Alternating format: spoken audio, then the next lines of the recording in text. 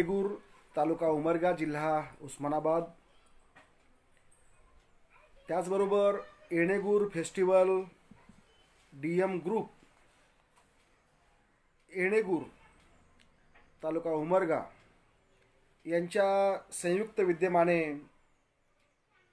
1 ते 15 ऑगस्ट या दरम्यान आयोजित प्रबोधन पंधरवडा या प्रबोधन पंधरवड्याच्या निमित्ताने महाराष्ट्रभर विविध व्याख्यानांचे आयोजन या ठिकाणी केले जात आहे। या ठिकाणी कैलासवासी विश्वनाथराव गायकवाड बहुउद्देशीय संस्था येणेगूर यांच्या वतीनं हा ऑनलाईन फेसबुक प्रबोधन जागराचा उत्सव जो सुरू केलेला आहे, त्यामुळं महाराष्ट्रामध्ये एक ही वैचारिक चळवळ सुरू झालेली आहे। या निमित्ताने आज मी आपल्यासमोर उपस्थित आहे। माझा आवाज आपणापर्यंत पोहोचतो आहे असं गृहीत धरतो आणि मी माझ्या व्याख्यानाला सुरुवात करतो।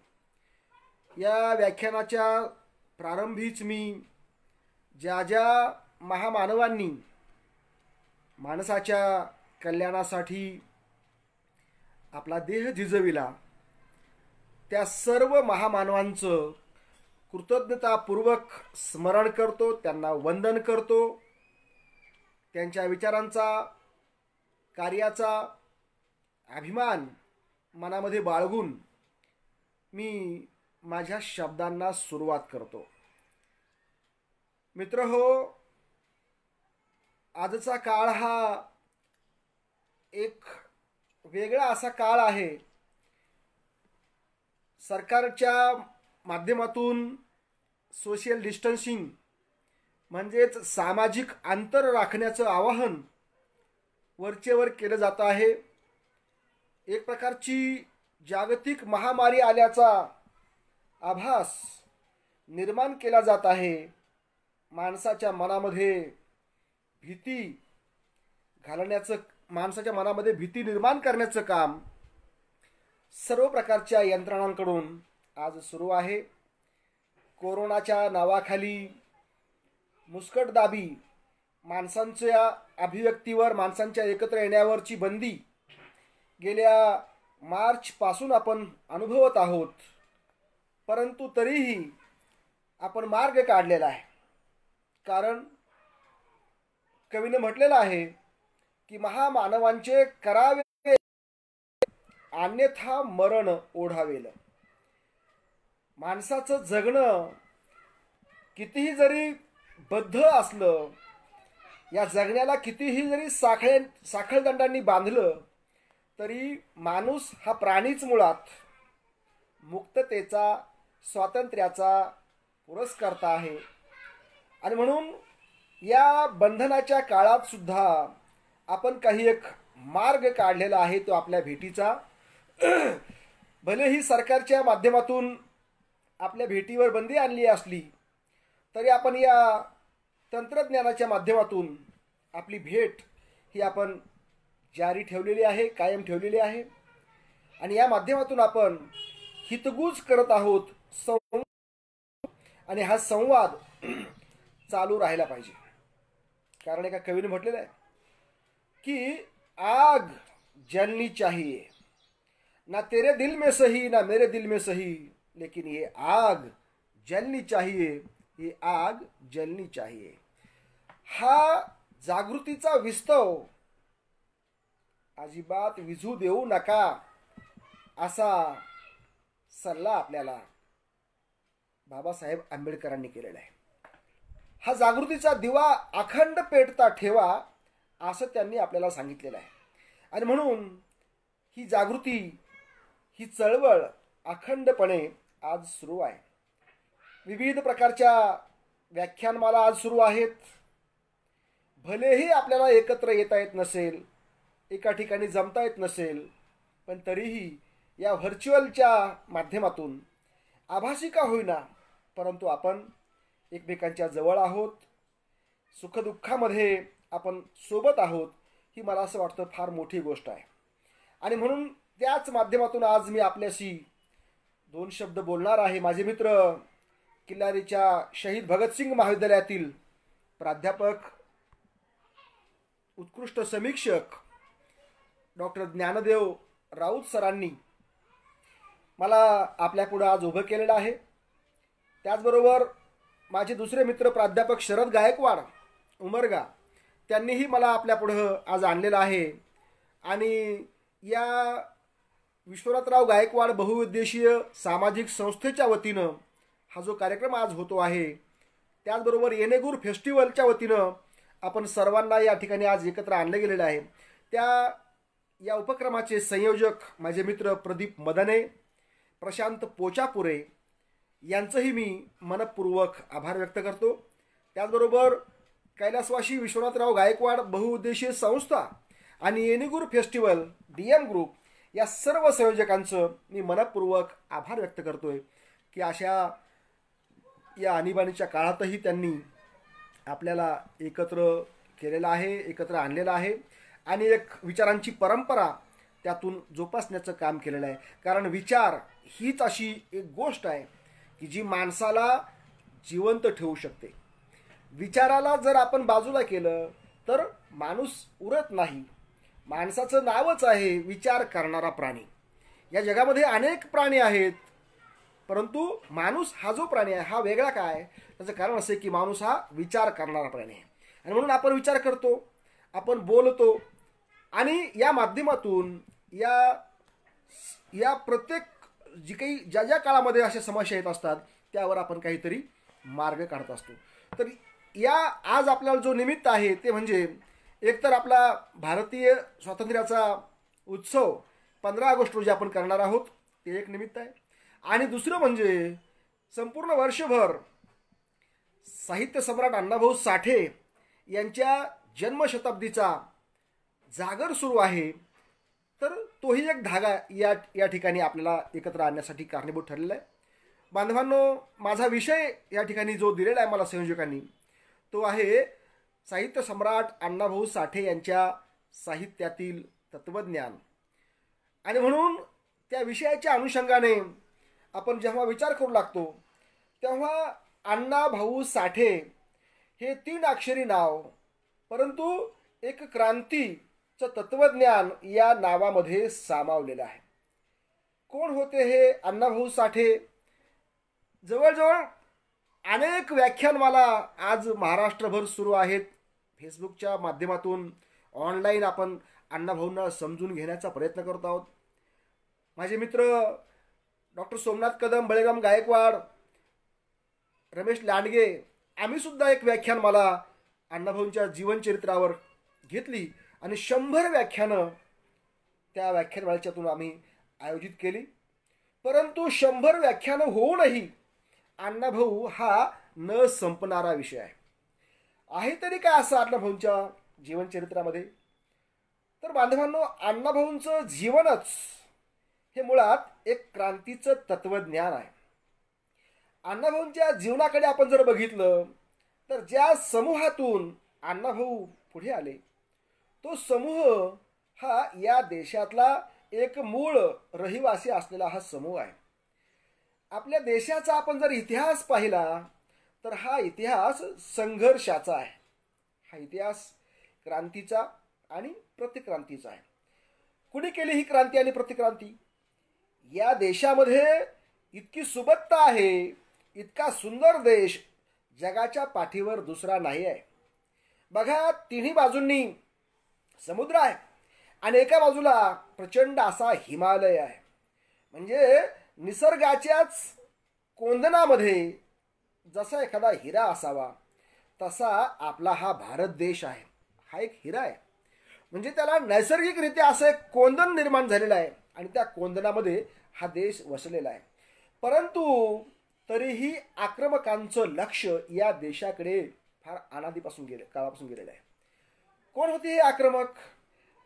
डच होते, फ्रेंच होते, अनेक अनेक वंशाचे असे हे आक्रमक लोक भारतामध्ये आले. मी असं म्हणेन की कुणीही यावं आणि टिकली मारून जावं अशीच अवस्था आमच्या या देशाची होती. ज्याला सोने की चिडिया असं म्हटलं जायचं. या देशातली सिंधू सभ्यता ही जगामध्ये नावाजली जायची. अशी सिंधू सभ्यता असलेला हा देश. परंतु या आक्रमकांनी यावं राहावं याबद्दल काही वाद नाही. परंतु त्यांनी मात्र काय केलं, यातले काही आक्रमक जे होते हे अत्यंत हल्लेखोर होते. ते आक्रमक होते, हल्लेखोर होते, ते हिंसावादी होते. आणि त्यांनी काय केलं की आपली जी प्रवृत्ती आहे सनातनी, सैतानी, बरं का, अशी क्रूर प्रवृत्ती त्यांनी या देशामध्ये रुजवण्याचा प्रयत्न केला. आणि त्याचा फटका जो आहे हा या देशातल्या सामान्य माणसाला बसलेला आहे. बघा, देशाचा आपण इतिहास बघितला तर हा इतिहास संघर्षाचा इतिहास आहे. म्हणजे मुळामध्ये आम्ही भारतीय लोक हे अत्यंत शांतताप्रिय लोक, शांतताप्रिय सहजीवनाचे भोगते. पण असं असताना आमच्या शांततेला या लोकांची नजर लागली आणि त्यांनी हिंसेचे गर्भ पेरायला. का पेरले हे हिंसेचे गर्भ? हे जे आक्रमक होते त्या आक्रमकांनी हिंसेचे गर्भ पेरले. पंडित जवाहरलाल नेहरू यांनी लिहिला आणि या ग्रंथामध्ये त्यांनी सांगितलं की जे अनेक आक्रमक होते त्या आक्रमकांपैकी सर्वात खतरनाक आक्रमक कोणते असतील तर ते होते आर्य. हे आर्य जे जे हिटलरच्या वंशाचे, हे आर्य जे स्वतःला वरिष्ठ वंश समजणारे, अशा या आर्यांनी काय केलं तर इथली सिंधू संस्कृती नष्ट करण्याचा प्रयत्न केला. काय केलं या आर्यांनी? इथली धरणं त्यांनी फोडली, इथल्या गाईगुरांचं त्यांनी नुकसान केलं. पंडित जवाहरलाल नेहरू लिहित आहेत द डिस्कवरी ऑफ इंडियामध्ये की या शांतताप्रिय देशाला अत्यंत नुकसान पोहोचवण्याचं काम या परकीय लोकांनी केलेलं आहे.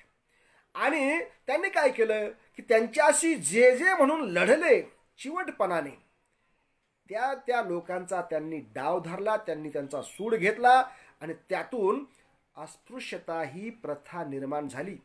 बघा, म्हणजे अण्णाभाऊ कोण होते हे जेव्हा आपण पाहू लागलो तेव्हा अण्णाभाऊंचा जो कुळ आणि मूळ आहे, अण्णाभाऊंचं जे कुळ आणि मूळ आहे हे अस्पृश्यते म्हणून, अस्पृश्य म्हणून गणलं गेलेलं आहे. काय त्रास झाला असेल त्यांना? म्हणजे अण्णाभाऊंचा उगम काय झाला, अण्णाभाऊंचा जन्म काय झाला आणि अण्णाभाऊ का बनले, अण्णाभाऊंनी क्रांती काय केली, त्याचं मूळ आपण जर पाहू लागलो तर अण्णाभाऊंच्या या सगळ्या कुळामुळाचा आपल्याला शोध घ्यावा लागेल. काय होतं हे अण्णाभाऊंचं कुळ? अण्णाभाऊंचं जे जे समूह होता, जो जात समूह होता, कारण बघा की या देशातली जी व्यवस्था आहे ही जात समूहांनी विभागलेली आहे.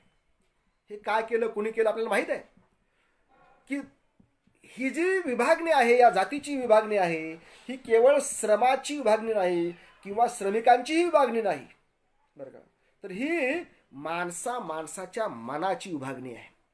माणसाचं मन दुभंगण्याचं काम इथल्या जाती व्यवस्थेने केलेलं आहे. आणि ते इतकं बेमालूम करून ठेवलेलं आहे, इतकं पद्धतशीर करून ठेवलेलं आहे की आपल्याला आणि आपल्या बापालाही त्यातून आपल्याला अजून वर निघता आलेलं नाही आहे.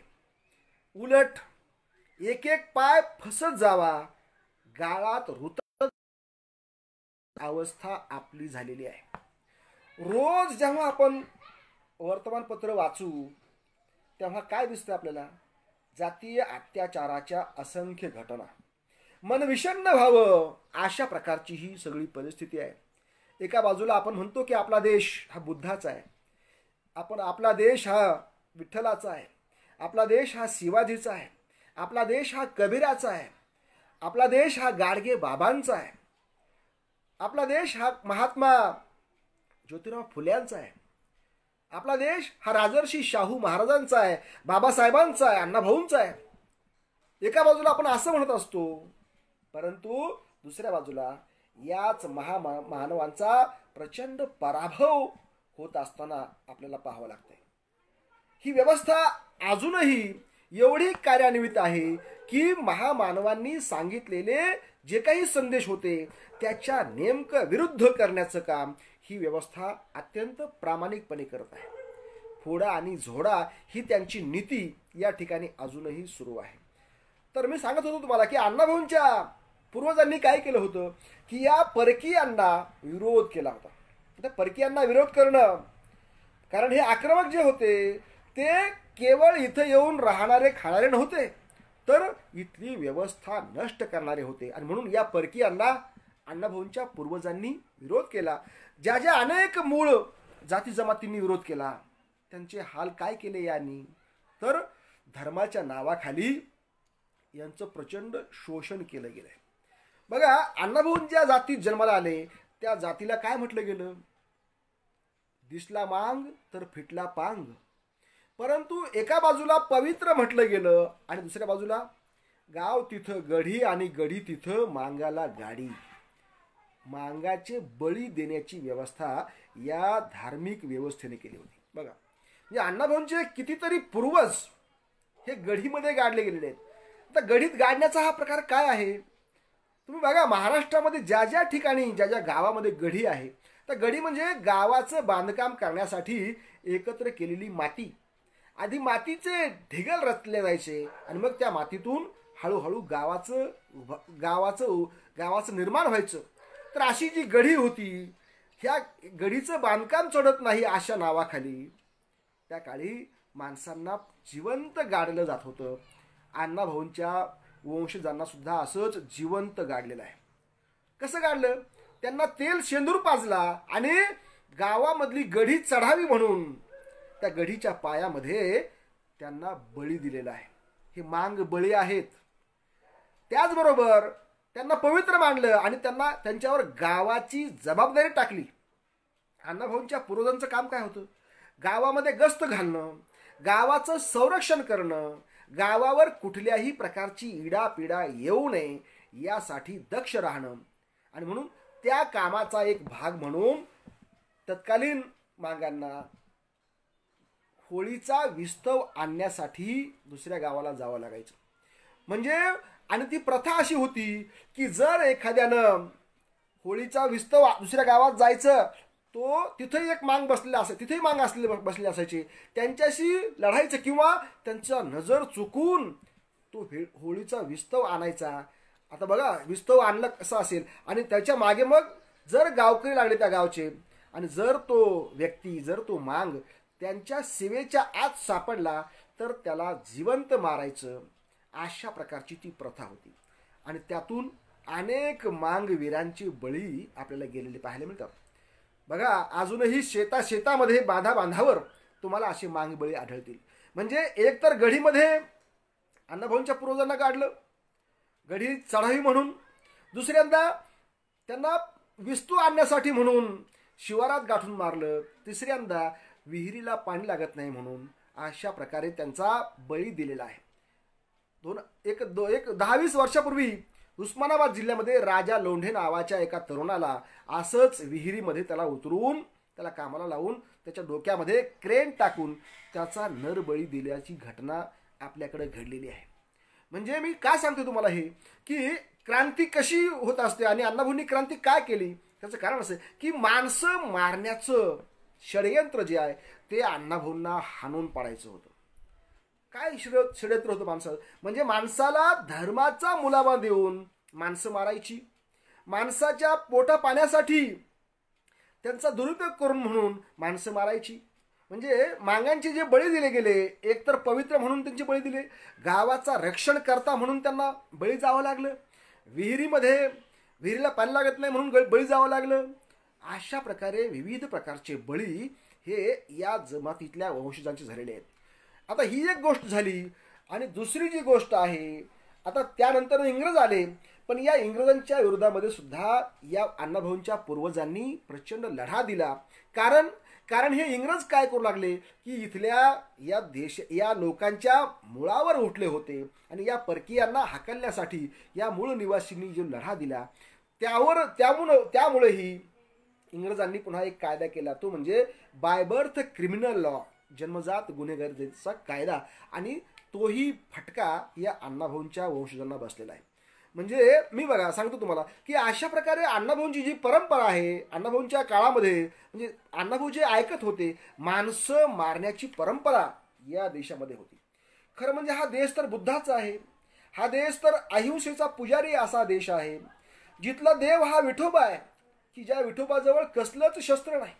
आणि हा विठोबा पंढरपूरच्या एका भक्तानं फेकलेल्या विटेवर उभा आहे, तोही त्याचे समचरण उभा आहे, त्याची समदृष्टी आहे, त्यानं हात कट्टेवर ठेवलेले आहेत. म्हणजे असा अहिंसेची पूजा करणाऱ्या या देशामध्ये हिंसेचा मातम का माजला आणि माणसांचा मरण्याचा सोहळा का होऊ लागला, याचा विचार अण्णाभाऊंनी केलेला आहे. आणि म्हणून अण्णाभाऊंनी जे काही साहित्य लिहिलं बांधवांनो, या सगळ्या साहित्यातून माणसाला जगण्याचं बळ देण्याचं काम केलेलं आहे. बघा अण्णाभाऊंचा आपण साहित्याकडे पाहण्यापूर्वी अण्णाभाऊंनी सुरुवातीला काय लिहिलं, तर अण्णाभाऊंनी सुरुवातीला पोवाडे लिहिले. आणि या पोवाड्यातून अण्णाभाऊंनी काय तत्त्वज्ञान सांगितलं, अण्णाभाऊंनी सांगितलं माणसानं माणसासारखं जगलं पाहिजे. मग माणूस तो कुठलाही असो, त्याला जातीच्या, देशाच्या, भाषेच्या, वर्णाच्या, वंशाच्या, रंगाच्या कुठल्याच सीमा हे अण्णाभाऊंना मान्य नाहीत. अण्णाभाऊंनी माणसाकडे कसं पाहिलं, निखळ माणूस म्हणून अण्णाभाऊंनी माणसाकडे पाहिलेलं आहे. आणि म्हणून अण्णाभाऊंच्या साहित्याचा आपण जर धांडोळा घेतला तर हे साहित्य तुम्हाला बहुरंगी दिसेल, बहुढंगी दिसेल. अण्णाभाऊंच्या साहित्यामध्ये स्त्रिया आहेत, पुरुष आहेत, दलित आहेत, सवर्ण आहेत. अण्णाभाऊंनी कसल्याही प्रकारचा भेदभाव केलेला नाही.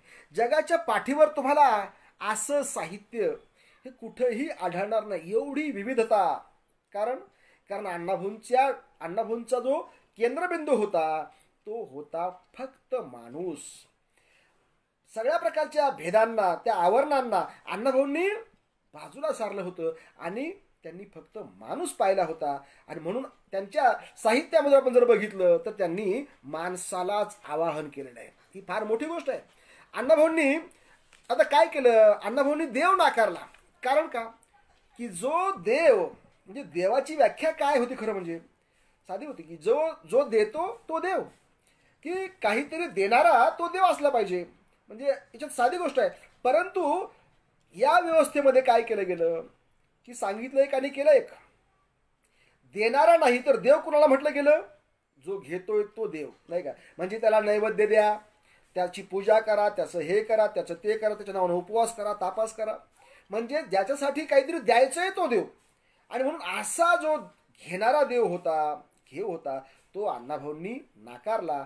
आणि त्याच्या ठिकाणी त्यांनी काय केलं, म्हणजे अण्णाभाऊंची जी परंपरा आहे, अण्णाभाऊंचं जे साहित्य आहे हे लोक परंपरेतलं आहे. अण्णाभाऊंच्या साहित्याचं दुसरं वैशिष्ट्य असं आहे की अण्णाभाऊंचं साहित्य हे लोक परंपरेचं आहे.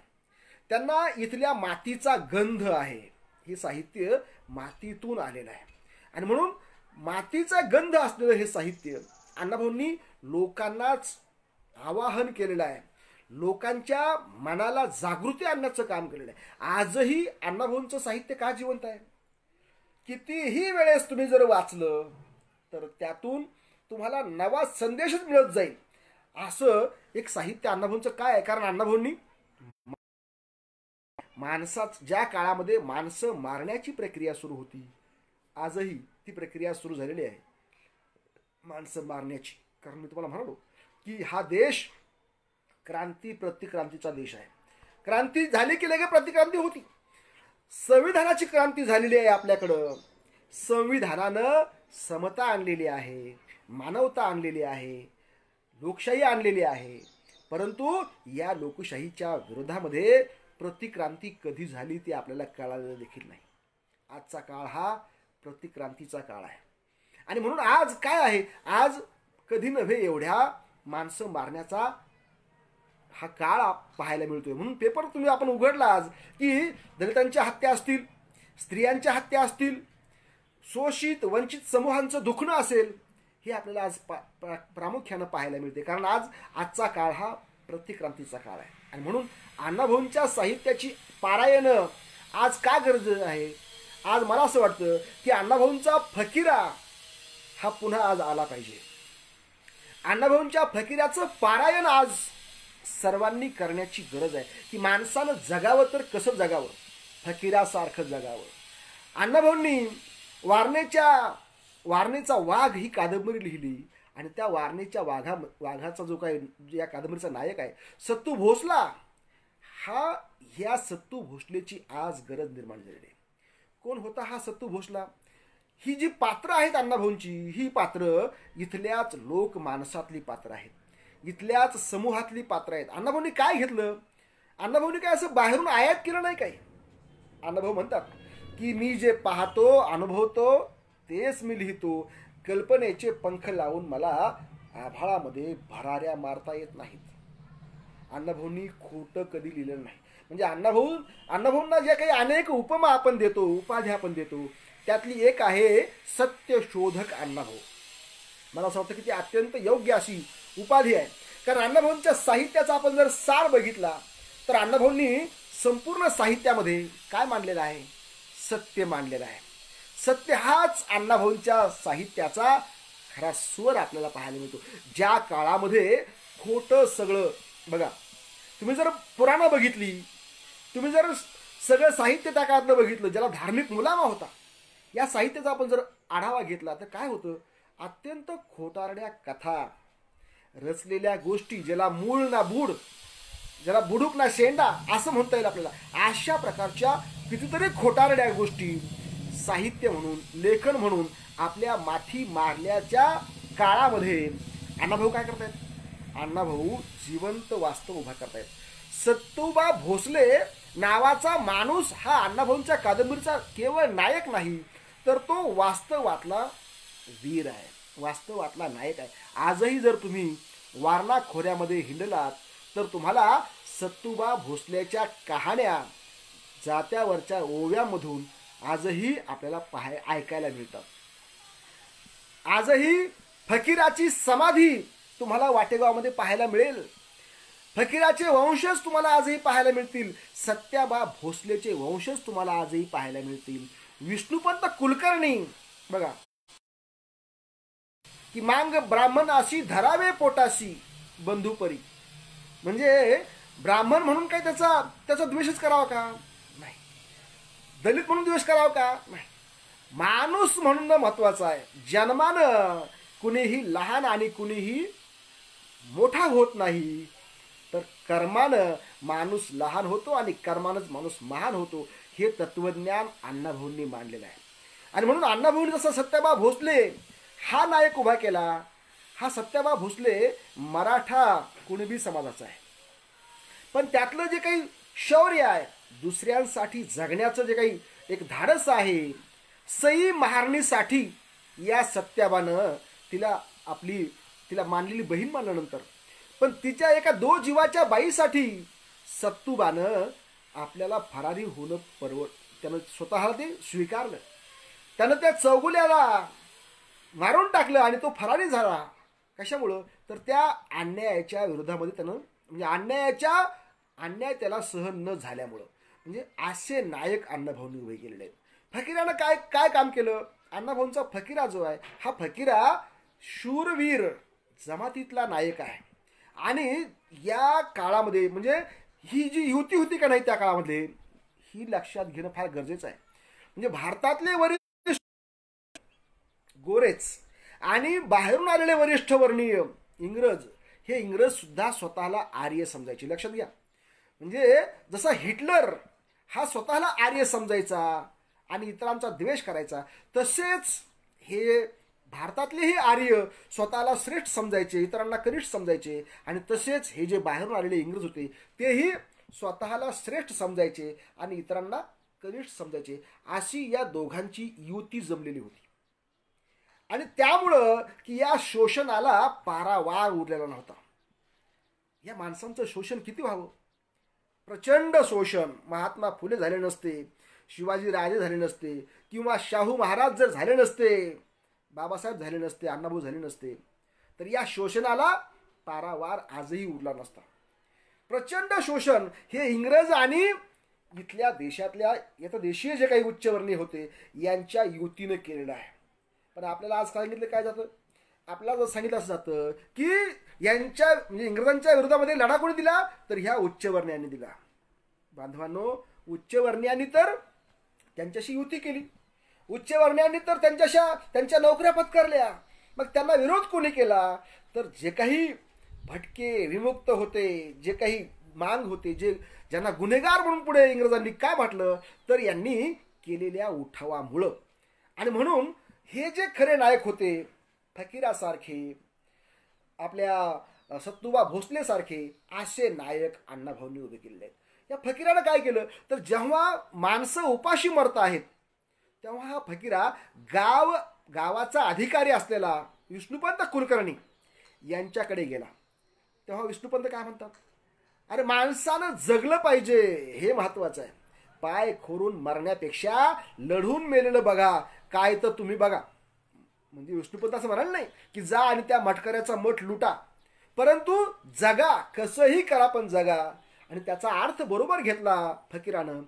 साथीदारांना त्यानं गोळा केलं आणि त्यानं काय केलं हो, त्यानं धान्याचा खजिना लुटलेला आहे बघा. म्हणजे ज्याच्यासाठी माणूस ज्याच्यावर जगतो, अन्न वाचून जर माणूस मरत असेल तर ते मरणं हे कधीही चांगलं नाही. आणि म्हणून लढून मेलं पाहिजे. आणि हा फकीरा मठकऱ्याचा मठ लुटतो, म्हणजे तो धान्याचा कोठार लुटतो. आता त्याला माहित आहे की आपल्याला काय होणार आहे म्हणून, कारण इथं युती आहे आणि इथं हे गोरे जे आहेत, हे इंग्रज जे आहेत, ते काही आपल्याला सोडणार नाही आहेत, त्याला माहित आहे. पण जीवाची बाजी लावतो हा फकीरा आणि ते धान्य लुटून आणतो आणि या धान्याचं समान वाटप करतो. आता बघा, लढायला जरी फक्त मांग असतील किंवा काही सोबत इतरही असतील, परंतु वाटप मात्र कसं करतो फकीरा, वाटप हा समन्यायी पद्धतीने करतोय. तो विचार करत नाही की नेतृत्व मी केलं आणि मला जास्त मिळालं पाहिजे, असं नाही. तो वाटण्यासाठी तायनू नानाला बसवतोय. हा तायनू महार जात समूहातला. म्हणजे इथं अण्णाभाऊंनी काय दाखवलंय किंवा फकीरानं काय केलेलं आहे की इथं महार माग हा भेद नाही, गरीब आणि श्रीमंत ह्या दोनच जाती आहेत. म्हणजे अण्णाभाऊंचं तत्वज्ञान जे आहे हे आपण जर बघितलं, ही वर्गीय तत्वज्ञान आहे. काय होता हा वर्ग, अण्णाभाऊ दोन वर्ग मानायचे, अण्णाभाऊ फक्त दोन जाती मानायचे. ह्या जाती म्हणजे एक आयत खाऊंची जात, ढेरपोट्यांच्या शेठजींची, आणि दुसरी कष्टकऱ्यांची जात, ज्यांच्या हाताला घट्टे पडलेले असतात, जे कामगार आहेत, जे कष्टकरी आहेत, अशांची जात. म्हणजे अशा प्रकारे दोनच वर्ग हे अण्णाभाऊ मानायचे. आणि म्हणून हा फकीरा काय करतो, आणलेलं जे धान्य आहे ते सर्वांना समान वाटून देतो. एक दाना सुद्धा उरू देऊ नका, एक दाना जर उरला तर तो सुद्धा वाटा. म्हणजे अशा प्रकारे हा फकीरा काय करतो, उरलेलं सगळं धान्य जे जे उपाशी असतील त्या सगळ्या लोकांना तो वाटून टाकतो. म्हणजे असे नायक जे मराठी साहित्यामध्ये यापूर्वी कधीच नव्हते आणि आजही नाहीत. मी म्हणाल तुम्हाला, कारण आज हा प्रतिक्रांतीचा काळ आहे. आजही असे नायक तुम्हाला पाहायला मिळतात. आज कोणत्या साहित्याचं बोलबाला होतोय, जे आज विनोदी साहित्य आहे, जे आज पांचट साहित्य आहे, अशा पांचट साहित्याला साहित्य अकादमी, भले भले मोठे मोठे काही बाई पुरस्कार मिळतात, पण जे खरं साहित्य आहे असं साहित्य मात्र आजही बाजूला पडत आहे. प्रचंड शोषण होत आहे लेखकांचं, कलावंतांचं, खऱ्या कलावंतांचं. कारण आज प्रतिक्रांतीचा काळ आहे. सगळे प्रकाशक जर आपण बघितले तर कोण आहेत, पुस्तकं छापणारे कोण आहेत, पुस्तकं वितरण करणारे कोण आहेत, ही माणसं गरिबांच्या बाजूची नाही आहेत. लक्षात घ्या, हा प्रतिक्रांतीचा काळ आहे. आणि म्हणून अण्णाभाऊंचं साहित्य या काळामध्ये काय आपल्याला शिकवतंय, आपल्याला हे शिकवतंय की इथं फकीरा जन्माला आला पाहिजे, इथं सत्तुबा भोसले पैदा झाला पाहिजे, इथं माणसं जगली पाहिजेत असं म्हणणारा विष्णुपंत कुलकर्णी पैदा झाला पाहिजे. अण्णाभाऊंनी अशा प्रकारे ही माणसं, बहादर माणसं जगल्या पाहिजेत, माणसांच्यासाठी जीवाची बाजी लावणारी माणसं ही अण्णाभाऊंनी निर्माण केलेली आहेत. अण्णाभाऊंच्या नायिका आपण जर बघितल्या कशा आहेत ह्या, तर अत्यंत चिवटपणानं, आज मी म्हणतो तुम्हाला की आता हा जो लॉकडाऊनचा काळ आहे, हा अंधाधुंदीचा काळ आहे बघा, आज आमच्या खेड्यापाड्यामध्ये काय अवस्था आहे? कामगारांना काम मिळत नाही, कारण ते बिचारे आलेत मुंबई पुण्यावरून आलेल्या माझ्या भावा बहिणींना आज काम नाही. खेड्यामध्ये जगायचं कसं असे प्रश्न आज निर्माण झालेले आहेत. ज्या काळामध्ये अण्णाभाऊंनी कथा लिहिली भीमाची, बघा भीमा हा नायक अण्णाभाऊंनी उभा केला की पोटाची खळगी भरावीत म्हणून काय व्यवसाय करावा माणसानं, काय करावं आणि काय करू नये. बघा मढी उकरून मढ्याचं एकट्यानं जायचं, अंधारामध्ये मढ उकरायचं, म्हणजे त्या काळामध्ये मढ पुरलं जायचं.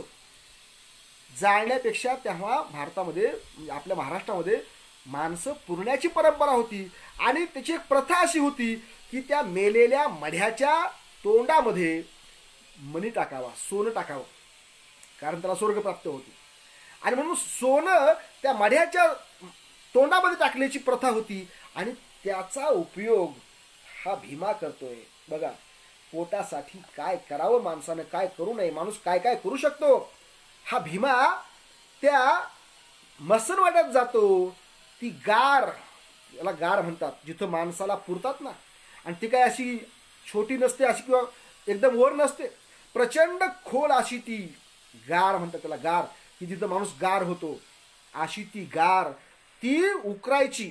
त्याच्यावर जो असा टोंब असतो तो बाहेर काढायचा, त्याला बाजूला काढायची. माती, किती माती असेल होती, प्रचंड माती ती बाजूला काढायची, ती गार उकरायची. आणि मग तो माणूस जो पुरलेला असायचा का नाही, की त्याचा त्याचे पाय एका बाजूला, त्याचे हात एका बाजूला, अशी ते पुरलेला आणि असा त्या झोपलेला ते मढ बघा अंधारामध्ये बाहेर काढायचं.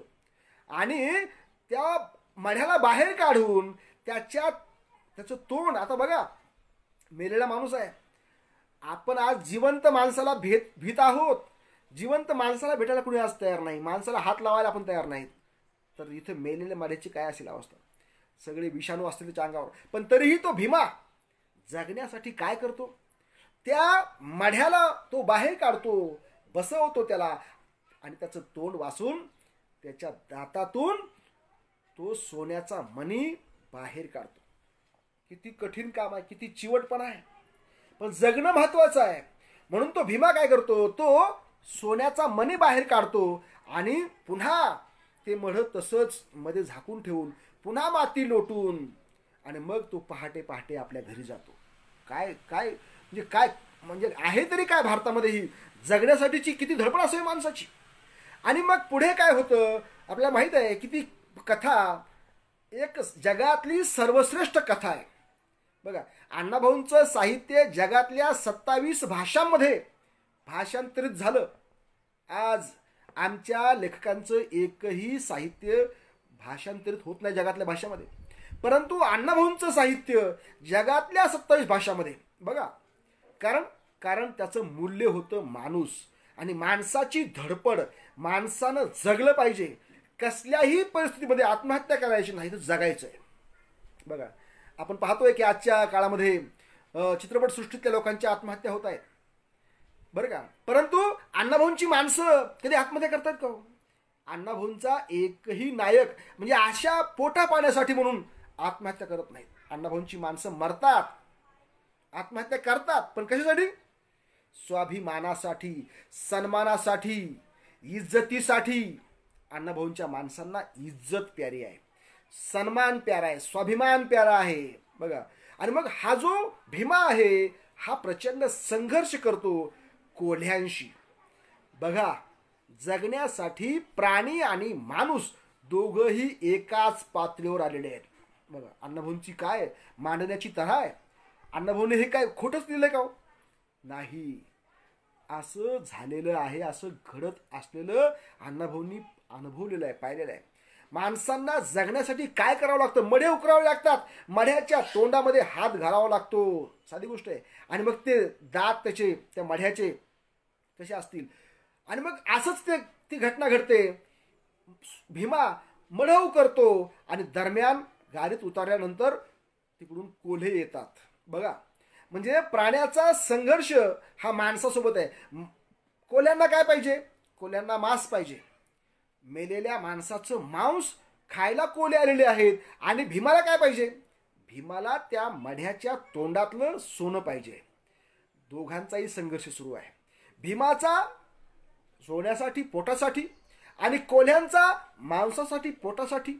म्हणजे पोट मग हे प्राण्याचं असो का माणसाचं असो, ते माणसाला काय काय करावं लागतं बघा.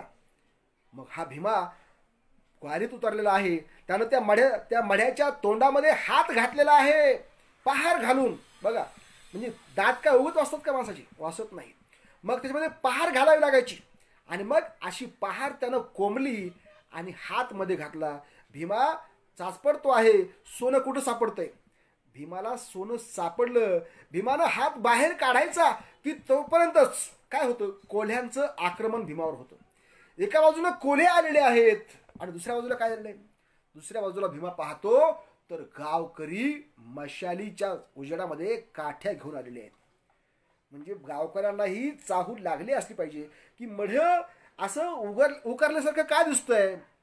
त्या काळामध्ये आपल्याकडे एक प्राणी होता बघा, ऊद नावाचा. ऊद म्हणजे एक मोठा मांजरच. हा ऊद काय करतो म्हणे, लोक कथा आहे ती, खरं आहे का नाही मला माहित नाही.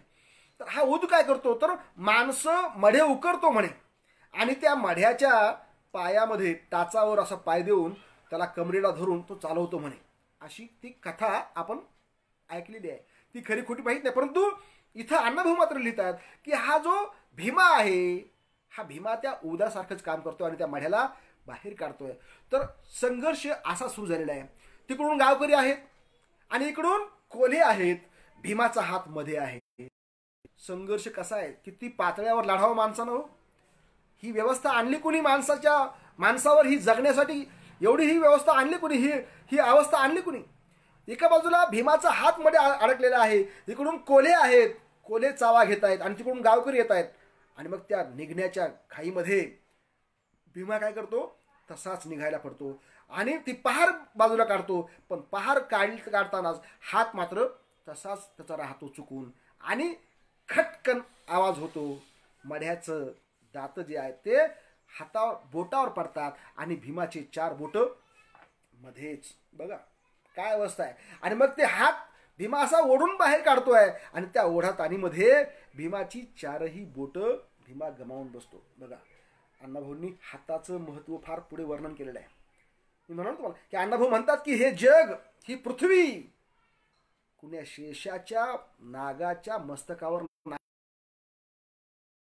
पण हा तळहात, पण हा हात कधी बनतो? 5 बोटांनी हा हात बनतो. पण जर 5 बोटच नसतील, भुंडा हात असेल, तर तो काही कामाचा आहे का? काय करू शकणार आहे माणूस भुंड्या हातानं? हे फक्त मारता येईल, पण धरण्याचं काम करता येईल का आपल्याला? नाही करता येणार. भीमाची ही 4ही बोट गेली आणि भीमा बेकाम झाला, नाकाम झाला.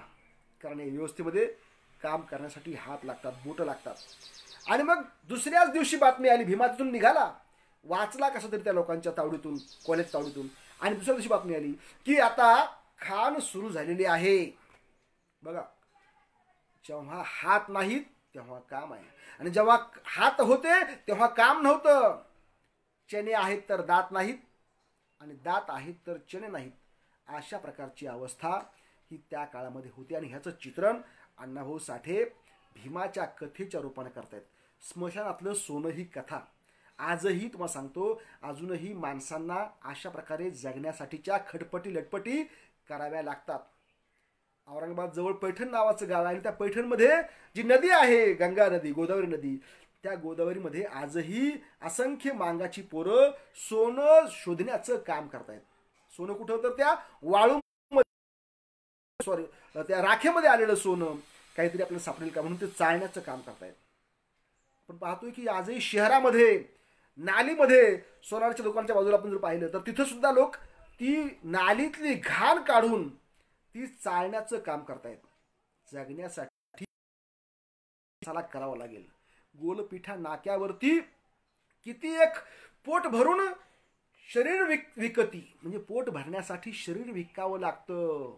अण्णाभाऊंनी हे सगळं वास्तव आपल्या साहित्यातून मांडलेलं आहे. त्यांची भोमक्या नावाची अजून एक कथा आहे. काय ही भोमक्या कधी नाव आपण ऐकलंय का? पण माणसाचं नाव भोमक्या. बघा काय भोमक्या, हा प्रचंड भुकेनं पागल झालेला हा भोमक्या आहे. म्हणजे त्याची भूक भागत नाही. ही व्यवस्था कशी आहे, माणसाला कसं कशी नागवते, कशी गुलाम करते, भुकेसाठी माणसाला काय काय करावं लागतं. सुलतान नावाची कथा आहे अण्णाभाऊंची. नाव तर सुलतान, सुलतान म्हणजे राजा, परंतु 2 वेळच्या जेवणाला मोहताज असलेला हा नावाचा काय सुलतान आहे. नाव मोठं आणि लक्षण खोटं. तसं या देशामध्ये माणसाचं शोषण जे झालेलं आहे त्या शोषणावर नेमकपणे प्रहार करणारी ही अण्णाभाऊंची कलाकृती आहे. अण्णाभाऊ म्हणतात की लेखकानं, कलावंतानं काय केलं पाहिजे. लेखक कलावंत हा जनतेबरोबर असला पाहिजे. माझी जनता, मी जनतेचा. अण्णाभाऊंची ही भूमिका फार महत्वाची आहे. अण्णाभाऊंवर लोकांनी एवढं प्रेम काय केलं हो. साहित्यिक काय कमी आहेत. पायजिलीचे पासरी साहित्यिक आहेत, मी म्हणणारे कथाकार आहेत, कवी आहेत, परंतु जनता त्याचीच कदर करते की जो जनतेची कदर करतो. म्हणजे कलावंत कसा असला पाहिजे. कलावंत हा नेहमी जनतेबरोबर असला पाहिजे. आणि म्हणून अण्णाभाऊ हे फक्त घरात बसून लिहिणारे लेखक नव्हते. अण्णाभाऊ लेखक होते, परंतु मानापानासाठी लिहिणारे, पुढे पुढे करण्यासाठी लिहिणारे, आपलं नाव राहावं, आपलं गाव राहावं असं म्हणण्यासाठी लिहिणारे, अशापैकी अण्णाभाऊ नव्हते. अण्णाभाऊ जग बदलणारे लेखक होते. अण्णाभाऊंना हे जग बदलायचं होतं. अण्णाभाऊंच्या साहित्याचा सार आपण जर बघितला बांधवांनो, अण्णाभाऊंना हे जग बदलायचं होतं. म्हणजे काय करायचं होतं. आडव्याचं तिरवं करायचं नव्हतं किंवा खालचं वरी करायचं नव्हतं, तर हे जग समान पातळीवर आणायचं होतं. अण्णाभाऊ म्हणतात, मला स्वप्न पडतात की हा देश सुखी, संपन्न आणि सभ्य व्हावा. बघा काय म्हणतात अण्णाभाऊ, की हा देश सुखी, संपन्न आणि सभ्य व्हावा. म्हणजे ही सभ्यता आज नाही आहे. जातीच्या, धर्माच्या, वर्गाच्या, वर्णाच्या नावाखाली माणसांचं शोषण होतं आणि त्यामुळं असभ्यता निर्माण होते, त्यामुळे हिंसा निर्माण होते. ही हिंसा मला नको आहे, ही असभ्यता मला नको आहे. माणसानं माणसाचा अपमान करणं मला नको आहे. तर माणसानं माणसासारखं वागावं हे मला अपेक्षित आहे. आणि म्हणून अण्णाभाऊ जग बदलण्याचं लेखन करत आहेत. अण्णाभाऊंचं साहित्य हे जग बदलण्याचं साहित्य आहे. अण्णाभाऊंच्या साहित्यातला विचार जो आहे हा जग बदलण्याचा विचार आहे. कारण कार्ल मार्क्स म्हणाला होता की जग कसं आहे हे आतापर्यंत अनेकांनी सांगितलेलं आहे, पण मुद्दा आहे तो जग बदलण्याचा. हे जग बदलायचं आहे. अण्णाभाऊंच्या साहित्याची आणि अण्णाभाऊंच्या विचारांची प्रासंगिकता एवढी आहे की अजूनही अण्णाभाऊंचं हे स्वप्न पूर्ण झालेलं नाही आहे. अजूनही प्रचंड भेदाभेद, अजूनही प्रचंड विषमता, अजूनही माणसांचं शोषण, अजूनही भूक संपलेली नाही. बघा अण्णाभाऊंनी 16 ऑगस्ट रोजीच मोर्चा काढला. 15 ऑगस्टला तथाकथित स्वातंत्र्य मिळालं, पण अण्णाभाऊ म्हणतात की हे स्वातंत्र्य नाही, नुसतं हे सत्तांतर आहे. गोरे गेले, काळे आले, नीती तीच राहिली. गरीब गरीबच राहिला, अमीर अमीरच राहिला. गरिबांना काय मिळालं. कोंबडी चोर रामू नावाची कथा तुम्ही वाचा. या कथेमध्ये रामू काय व्यवसाय करतो, कोंबडी चोरण्याचा. जगण्यासाठी काय करावं लागतं म्हणून की जसं भीमा माणसाची गार उकरून त्यातलं सोनं काढून जगायचा, तसा हा रामू जो काय करतोय, हा रामू कोंबड्या चोरण्याचं काम करतोय जगण्यासाठी, पोटासाठी. त्याला तो ही काय चोरी मोठी का हो, परंतु त्याला ती करावी लागली पोटासाठी. आणि मग त्या कोंबडी चोर रामूच्या कथेचा शेवट असं झालेला आहे की जेव्हा हे एका नेत्याला कळतं, एका पुढाऱ्याला कळतं भारतातल्या, तेव्हा तो पुढारी म्हणतो, तो नेता म्हणतो, अरे रामू आता हे करून सोडून दे रे बाबा, आता आपल्या देशाला स्वातंत्र्य मिळाले. तेव्हा रामू म्हणतो, स्वातंत्र्य? कोणतं स्वातंत्र्य?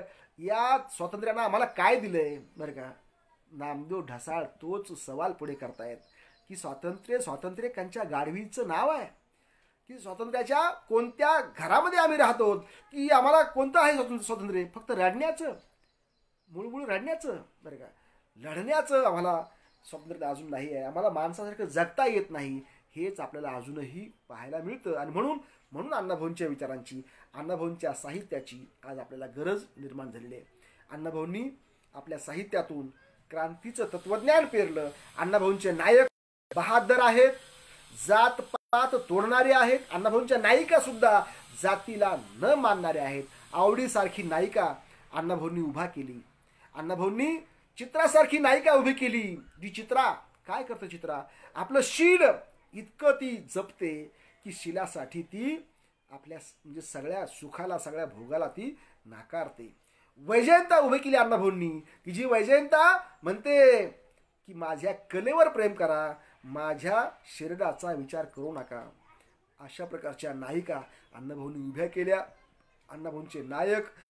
तर ही सगळी पात्र बंडखोरी शिकवतात, अन्यायाचा प्रतिकार करायला शिकवतात, खरं बोलायला शिकवतात. जी आज बंदी आहे, आज खरं बोलायला बंदी आहे. आज चाभऱ्याला चंदी आणि खऱ्याला मात्र खऱ्याची बातच गंदी. अशा प्रकारचं आजचं वातावरण आहे. चाभरं चरतंय आणि खरं उपाशी मरतंय, अशी आजची अवस्था आहे. म्हणून या प्रतिक्रांतीच्या काळामध्ये पुन्हा एकदा अण्णाभाऊंच्या विचारांची आपल्याला आज गरज आहे. अण्णाभाऊ म्हणतात की जग बदल घालून घाव, सांगून गेले मला भीमराव. गुलामगिरीच्या या चिखलात ऋतून बसला काय ऐरावत, अंग झाडूनी निघ बाहेरी, घे बिनीवरती धाव. जग बदल घालून घाव, सांगून गेले मला भीमराव. धनवंतांनी अखंड पिळले, धर्मांधांनी तसेच छळले, मगराने जणू माणिक गिळले, आणि चोर जाहले साव. जग बदल घालून घाव, सांगून गेले मला भीमराव. ठरवून आम्हा हीन कलंकित, जन्मोजन्मी करुणी अंकित, जिने लादुनी वर अवमानित, निर्मून हा भेदभाव. जग बदल घालून घाव, सांगून गेले मला भीमराव. एकजुटीच्या या रथावरती आरूढ होऊन चलवा पुढती, नव महाराष्ट्रा निर्मून जगती, करी प्रगट निज नाव. जग बदल घालून घाव, सांगून गेले मला भीमराव. अण्णाभाऊंनी जग बदलण्याचं सांगितलेलं आहे आणि हे जग बदललं पाहिजे. माणसाच्या भल्यासाठी बदललं पाहिजे. माणसाला माणूस म्हणून सन्मानानं स्वाभिमानानं जगता आलं पाहिजे. हेच अण्णाभाऊंच्या साहित्याचं गमक आहे, तत्वज्ञान आहे. अण्णाभाऊंच्या साहित्यानं हेच आपल्याला सांगितलेलं आहे. तर अण्णाभाऊंच्या जीवनचरित्रावर आपण कितीही बोलू शकतो आपण, परंतु अण्णाभाऊंचं साहित्य वाचणं आणि त्याच्याप्रमाणे वागण्याचा प्रयत्न करणे. फकीरासारखं वागूयात, सत्तोबा भोसलेसारखं वागूयात, विष्णुपंत कुलकर्ण्यांसारखं वागूयात. थोडक्यात काय तर माणसांसारखं वागूयात.